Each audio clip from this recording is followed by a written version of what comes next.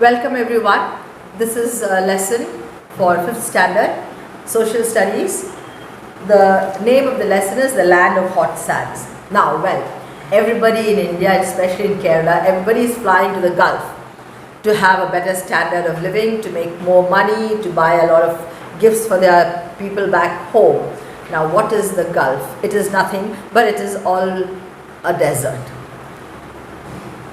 You can say the region that is, whether it's Bahrain or Kuwait or Oman or Doha, Qatar, Saudi Arabia, these are all vast areas of desert covered by sand. It is not like the land that you and I are living at present in Calicut.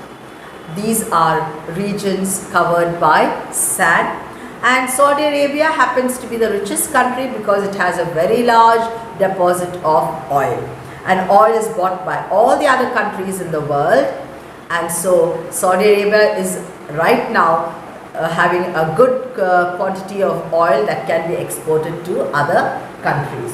So coming back to the lesson on page 225, the land of hot sands. What is a desert? Now, a desert has very little rainfall and it is covered totally with sand. And there is one animal that lives in the desert very, very happily, that is the camel. And the camel is also known as the ship of the desert because it can transport things from one end of the desert to another. Also, people travel on the back of the camel because that is the only mode of transport in many parts of the desert, and the camel has no problem walking on the hot sand. Now, that is because the feet of the camel has thick pads on the underside which protect its feet from getting burnt from the hot sand. So the camel is definitely known as the ship of the desert, and the camel has a hump. Now, some camel have two humps, some have one hump. Now, the hump is the place where the camel stores water. And I can also tell you that the camel can move around without water for a long span of almost 7 months. And a certain amount of fat is also stored in the hump of this camel. Now, second question, name the desert state of India. It is Rajasthan. Third one, why is the camel called the ship of the desert? As I told you, the camel is the only animal that can survive the heat of the desert. Now, the skin of the camel is also very thick, and it has a lot of fur also in its body because at night the deserts are very cold. So to protect itself from the cold, it has a very thick skin with covering of fur, and also to protect the internal organs because of the hot heat, it has the same type of skin. And the camel can undergo or survive the hot temperatures of the desert and is the only mode of transport for people living in the desert. Now, let us go on to the lesson, page 225. The hot deserts. Deserts cover 1/5 of the entire land surface of the earth and are found in every continent. Deserts can either be hot or cold. Today, we will study about the hot deserts of the world. Many of the hot deserts in the world are along the tropics of Cancer and Capricorn. Some of the well-known hot deserts are the Sahara, the Kalahari, the Mojave, the Arabian, and the Thar Desert. Hot deserts, as the name suggests, are extremely hot during the day. Sometimes the temperature goes up to 55 degrees centigrade during the daytime in the summer. However, they are extremely cold during the night. There is very little or no rainfall. Due to scanty rainfall, hot deserts have very few plants. Plants that grow in a desert are adapted to the dry conditions. They collect and store water in their stems and reduce water loss by modifying their leaves into spines. Most of the desert plants look quite different from plants that grow in other places. Acacia, cacti, euphorbias are some of the plants found in this region. The animals that live in hot deserts have many adaptations. Camels can live without water for a long period of time. Many desert animals are nocturnal. That is, they come out only during night and spend the hot day in their burrows. Animals reproduce only during or following the periods of winter rain that stimulate the growth of vegetation. Spiders, lizards, foxes, antelopes, rodents, camels, and so on are found in this region. Due to adverse climatic conditions, the inhabitation in the desert region is very low, which mostly consists of the nomadic tribes that have existed in these regions for thousands of years. Some nomadic tribes across the world are the Bedouins of the Arabian Peninsula, Tuaregs of the Sahara, and the Bushmen of Australia. Apart from the nomadic tribes, there are small villages scattered around oases, which are places with water and vegetation. People usually rest here when they are traveling in the desert. In modern times, people have started living a settled life in the desert region due to availability of rich mineral wealth. Diamond, gold, petroleum, and copper are some of the valuable minerals found in the hot deserts, which help the people living in these regions to be wealthy and prosperous.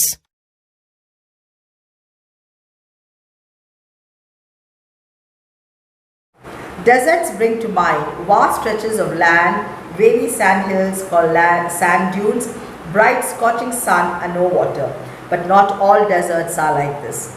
You may be surprised to know that there are deserts that do not have sand at all, while some deserts are not hot at all. Many types of plants and animals are found in desert. Deserts bring to mind vast stretches of land, wavy sandhills called sand dunes, bright scorching sun and no water. But not all deserts are like this. You may be surprised to know that there are deserts that do not have sand at all, while some deserts are not hot at all. Many types of plants and animals are found in desert.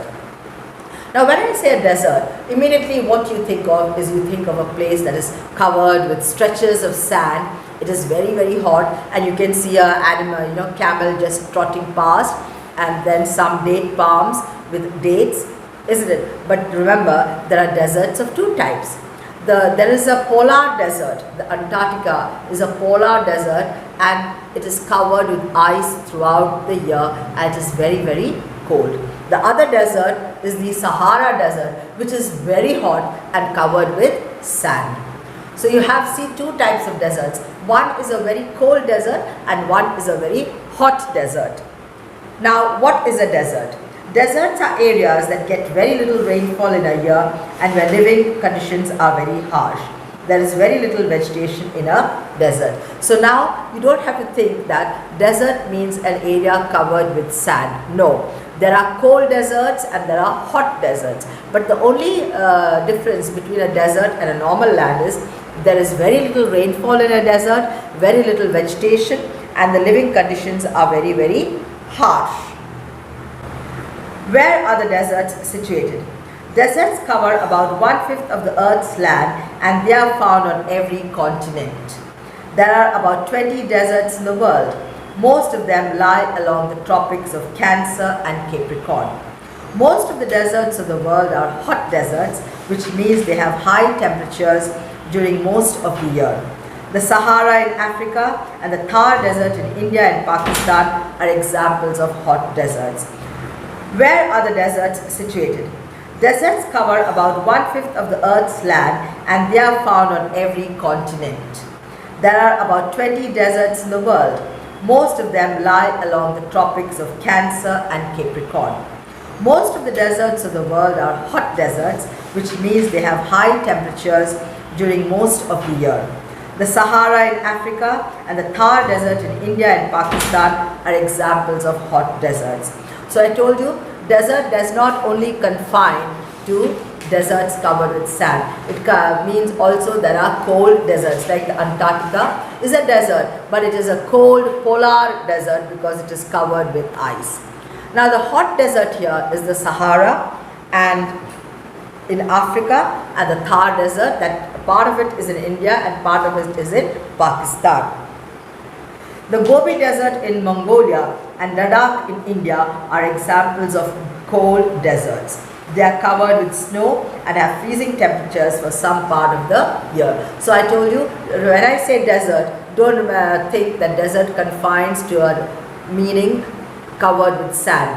There are cold deserts as well as there are hot deserts. As I told you again, cold deserts, you have Antarctica, the largest desert that is always covered with snow, and the counterpart is the Sahara that is so hot and it is covered with sand.